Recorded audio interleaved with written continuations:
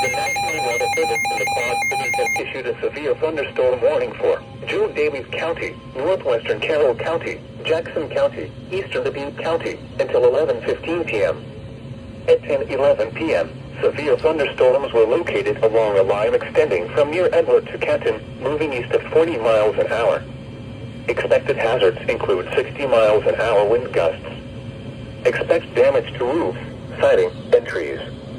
Locations impacted include Dubuque, Maquoketa, Galena, Asbury, Bellevue, East Dubuque, Warren, Peosta, Preston, Hanover, Elizabeth, Woodbine, Sabiula, Miles, Andrew, Scales Mound, Apple River, Lamont, Menominee, and Springbrook. Take cover now. Continuous cloud-to-ground lightning is occurring with these storms. Move indoors immediately. Lightning is one of nature's leading killers. Remember, if you can hear thunder, you are close enough to be struck by lightning. Torrential rainfall is occurring with these storms and may lead to flash flooding.